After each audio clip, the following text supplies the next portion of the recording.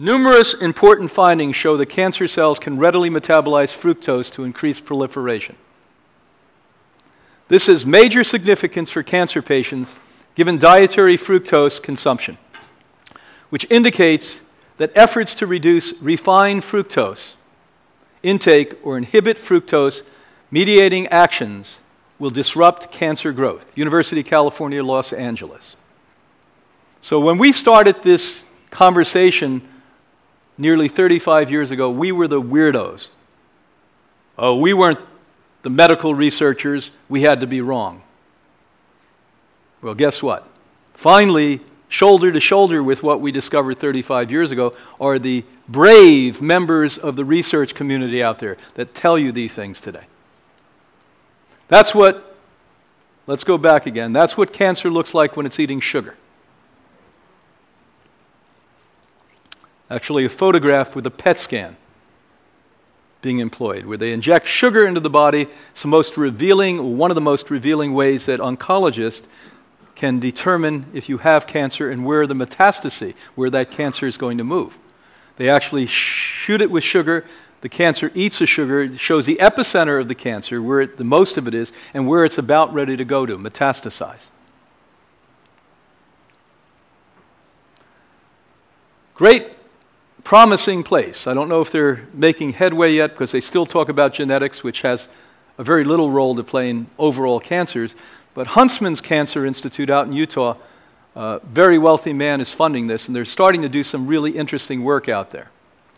After extensive research published in 2009 in the National Academy of Science, it has been known since 1923, Warburg again, that tumor cells use far more glucose than normal cells.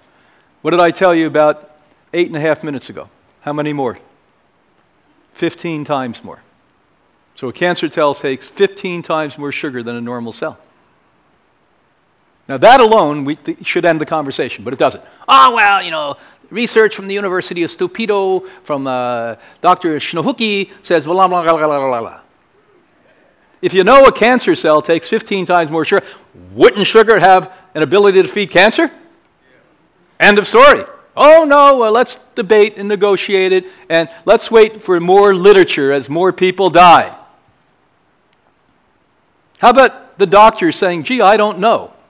Why don't you just stop sugar for the hell of it?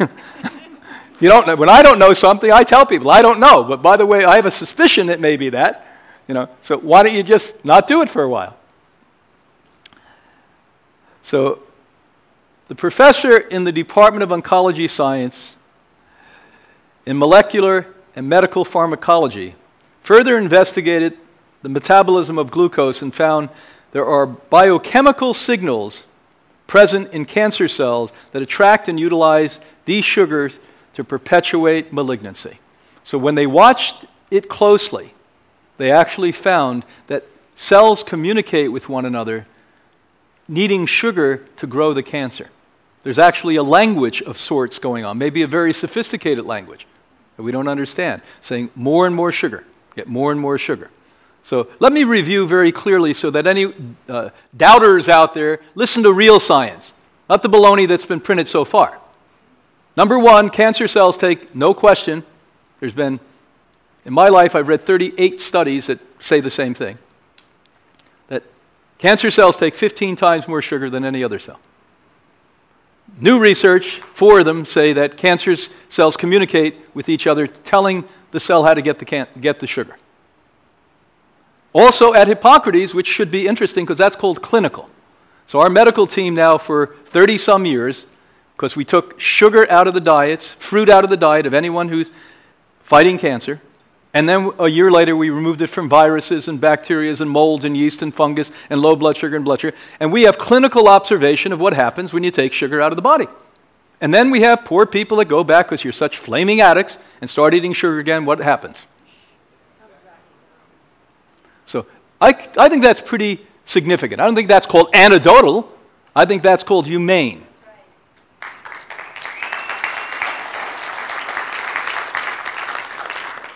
And even my holistic colleagues here that say, oh, well, you know, there's studies out of Tufts University, say berries. No berries. You want the benefit in berries? Take the seed. That's what we did. 15 years ago, the seed has the phytochemicals in it. Because if you have a cancer, it's not, if you're not sick, a little bit of organic fruit's not going to hurt you. But it has to be ripe. Another thing we haven't even breached, no fruit is ripe unless you see it fall or you shake the bush and it comes off. All of that's going to rob the bones, rob the cells, rob the body, rot the teeth, decay the teeth, give you arthritis, give you osteoporosis because it's acid to begin with, and now you're going to have more. So take the seeds. High protein, by the way, all these seeds that happen to have extraordinary amounts of phytochemicals in it have between 30 and 70 times more phytochemicals than the fruit itself. It's in the seed. Just like a sprout has significantly more nutrition than a vegetable. What do you hear here 3 times? I listened to it. They were quoting the studies on sulforaphane. A sprout of a broccoli has 50 times or more anti-cancer properties called sulforaphane than a broccoli. Broccoli's great, but wouldn't you want 50 times more? And people don't like the taste of broccoli, some of you. But you can almost inhale broccoli sprouts. Eat a little bit, put it in your hand. That's all you need, a little bit every day to prevent. June 2012, Journal of Molecule System Biology reports Gratcher and his colleagues' data stating depriving cancer cells of glucose activates a metabolic and signaling amplification loop that leads to cancer cell death as a result of toxic accumulation of reactive oxygen species. So now they're saying you cut off the sugar and what happens to the cancer? Dies. Now how come I'm telling you this here? If you're out there in the world, or if you're sitting in this room with cancer, how come I'm telling you? I'm a nutritionist. I'm not an oncologist.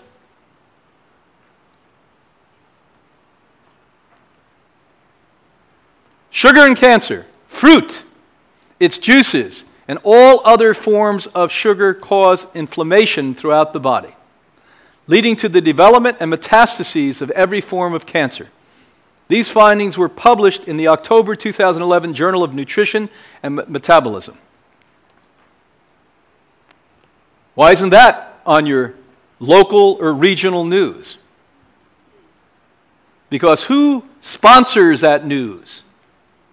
Who pays for the newspaper? And if you believe everything that's on the internet, think again. Because look at the little tags that you see on the top of things. The more money you have, the more advertising you can do. And when they pervade our school systems, where they take our 5 and 6 and 10-year-old babies and they feed them this nonsense, and school districts make millions of dollars to let disease-causing, sugar-rich nonsense come in there, and you feed your babies and children with it, it's so unethical, we cannot any longer call ourselves civil. We're not a civil society. We're able to sacrifice our children's lives because we're so addicted and out of touch with reality. We feed them these disease-causing things. And by the way, when you eat sugar as a child, do you know how much more chance you have of getting disease when you get older? And 70% of our children in this country and in England beat us more, are overweight, obese, or morbidly obese, because the British Journal of Medicine showed the #1 cause was sugar in soda pop. If you could just ban that one thing, or make it so much money that only the elite could drink it, then we'd wipe out all our problems.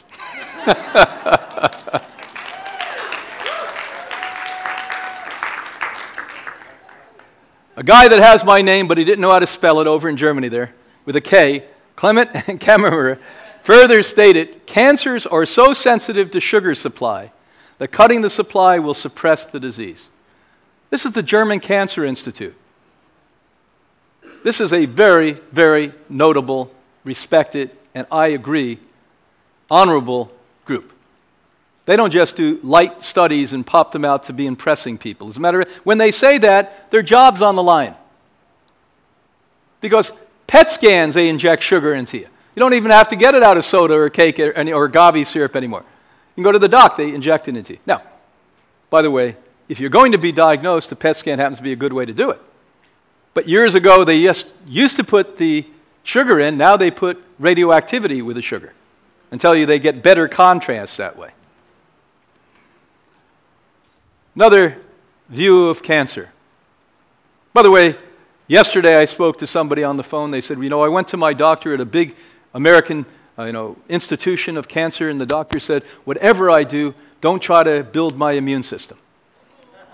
I said, you got to be kidding me. So what do you say to that? The poor woman is desperate. She's just told she has cancer. Goes to a leading big schnauzer. This guy's a big schnauzer. He's not small.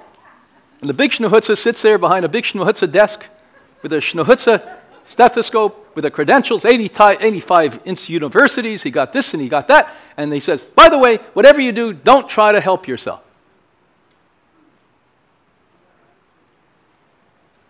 At Hippocrates, my wife's Swedish, thank God.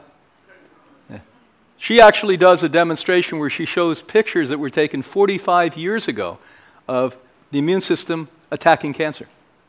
What are you going to do? How are you going to say that didn't happen? Do you realize in mainstream thinking today they actually think the immune system cannot reverse cancer? Then how do people get well? Magic? One night they went to bed and the stars were out.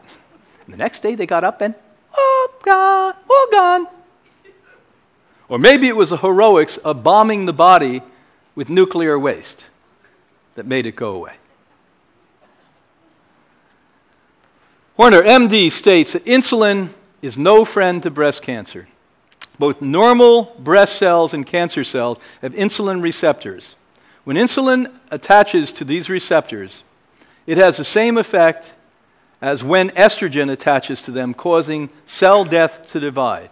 When insulin levels are up, free estrogens are up. Do you realize that now it's established in oncological science that 90% of breast cancer are estrogen positive, 90% of prostate cancer? And by the way, other cancers are estrogen related too, not just those two. They're the most hormonal, so they're the highest and the most researched. What we're saying is if you have a type of cancer that's estrogen positive, if you eat sugar, you're really in trouble. Because not only do they have the receptor sites for estrogen, now you're feeding the receptor sites for sugar that, by the way, greatly and dynamically, that means rapidly, advance estrogen factors. That's why if you eat a lot of sugar, men will walk like this and women will walk like this. That's a joke, by the way. Now here's something I'm not sure anyone can help. I'm not going to lie to you and tell you I think we can help them. I think we can always help if you change a person's lifestyle. That's what we do for 60 years. Change a lifestyle, people have to get stronger. Anyone that would denounce that, let's have a debate. Let's have a debate on this. But Harvard Medical School found that teenage girls who consume high amounts of carbohydrates and simple sugars have a significantly higher incidence of breast cancer later in life. Now, do you know any girl that doesn't consume a lot of sugar or carbohydrates? So why do we have now 1 out of 7 women getting cancer today? And now with these new findings, they estimate it's going to be 1 out of 4 soon and 1 out of 3 soon. And maybe it's going to be like autism, that they're predicting 1/2 of us will have autism in 10 years.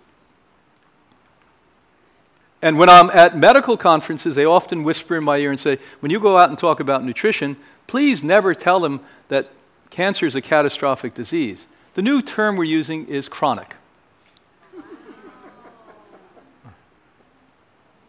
Well, most of us die if we end up with cancer. I don't know how chronic that is. If you don't change something, the outcome's never that nice. Smoldering inflammation and tumor microenvironments have many tumor-promoting effects. Now, I don't know. I can't honestly tell you because this is new to me. This is 2-year-old information to me. I don't know if you can take a girl who, when she was young and ate like I did, nothing but sugars and carbohydrates that break the sugar, if you can really change the pattern significantly. I know that epigenetics are going to play a major role, and it's likely that that can happen. But I believe still that that girl would still have a higher susceptibility to breast cancer, even if she lives the way she should. Because you've already, in the formative years, developmental years, created a pattern of sugar receptivity in cells. Cancer loves fruit. Henny, MD, UCLA, published in the Journal of Cancer Research states, cancers can use fructose just as readily as glucose to fuel their growth. So any study you ever see now, don't hesitate to believe if they're doing a glucose study, fructose is just as big a culprit as any other form of sugar. Doctor that I knew years ago actually privately and secretly used fructose out of organic fruit that he distilled in for 3 PET scans and reported back to me the same exact evidential science and parameters showed. Additional pancreatic cancer cells use the fructose to help tumors grow more quickly. Of course, pancreas is what again? I'm not going to name any names, but there's a very famous man that would be alive today if I could have gotten him to stop eating fruit. He would not stop eating fruit. I worked with his wife. She came to us 6 weeks. And we begged and begged and begged. Oh, give me empirical evidence. Give me empirical evidence. Well, the empirical evidence is the grave, I guess. That's the empirical evidence. And this is a new thing. Finally, people are brave enough to start in science giving us this evidence. It's been hidden until now. Because once again, the universities and organizations that these people represent most often are being funded by the food industries. Nobel laureate shows cancer. This is Warburg, 1924, what I'm teaching you today. That's a mortal sin in my opinion. It's a mortal sin that what I'm teaching you today, 90 years later, he knew then. They give him a Nobel Prize, pat him on the head and send him to pasture. Completely forget it. You go to medical school today, it's almost impossible that you'll ever hear the name Otto Warburg. And by the way, my colleague, Thomas Seyfried at Boston College, completely went through his protocols, his science and research, and proved it today in the beginning of the 21st century. Other researchers have done the same, and he was spot on. He stated, cancer growth is caused when cancer cells convert glucose into energy without using oxygen. Again, which one reduces oxygen the most? Fruit. Now these are, I didn't put anything here in the distinguished column of disease that is in part, not total, but in part fed by or enhanced by sugar, unless it had at least 45 to 50 studies. Some of these have hundreds and thousands of studies. ALS, Parkinson's disease, MS, Alzheimer's disease. Anna Maria wisely calls dementia and Alzheimer's disease stage 3 diabetes. There's overwhelming evidence today. High sugar content, memory goes away. Totally bad amounts, high amounts of sugar, you'll end up with Alzheimer's. And by the way, my generation, the baby boomers, conservatively, they estimate 25% of us are going to have Alzheimer's disease. Think of that. I mean, what's going to happen when millions of us are running around not knowing we have families or children or grandchildren? We can't function anymore. That we're going to need full-time care. What's going to happen? The economy can't bear the health care costs today. And the baby boom generation is not going to get old. We are old. It's happening as we sit here and speak right now. And the one thing I know, when people get older, they go to those early dinners, what do they call them? Early bird specials? And why they like sweet potatoes, it's not that they're vegetables, is they have what on them? Sugar. And they would never leave the table without a dessert. Never leave a table. And they wash it down with wine, if they're sophisticated, and soda, if they're not. And guess what? The wine has massive amounts of sugar in it. That's why study after study show us 2 drinks of alcohol a week enhance the chances of women's breast cancer by 10%. Listen closely. Beyond 2, it goes up 30%. You want breast cancer? Drink organic wine. Because if I were to be a scientist from another planet that came here and I never saw sugar before or wine before, and I went in with alcohol and I looked at it and somebody said, well, come out in plain English and tell us what it is. It's like water with white sugar melted into it. HIV. You want to make viral diseases grow? Take sugar. Chronic fatigue syndrome. Another viral disease, a cousin, by the way, of HIV. Fibromyalgia, Crohn's, diverticulosis. Leaky gut syndrome. Asthma, or OCB. The other day, Stephen shocked all of you listening around the world and here in the room when he said, It's estimated that 1/3 of us are going to have kidney disorders soon. Proteins and sugar are the cause of that. Now, how are we going to say 1/3 of us are going to need to have dialysis? Or we won't be able to go to the bathroom? What are we going to do? You know, this is not a conference where we're, doomsday predictors. We're trying to wake you the hell up. We're on the edge of a cliff. We're hanging over. Candida, mental illness, depression. How many of you have gone to a psychiatrist or psychologist and they said, how much sugar are you eating? But what they do is they give you an antidepressant. Do you realize that antidepressants are the #1 prescribed medicine on earth today? Now, where did we get to be a group of people around the world, especially in my country, the United States, and in Canada, where our remedy is to shut our brains off when we're not happy? Do you think everyone is crazy? Well, maybe, but we're not all crazy. Why you're depressed is you're not fulfilled, you're not happy, you're not nourished. You've never been told the truth, even by people who loved you. Find what you love and do it. If you did what you loved, you wouldn't be depressed. I'm going to tell you now. Dyslexia, ADD, brain fog. People, 1/3 of the people I talk to tell me they have brain fog.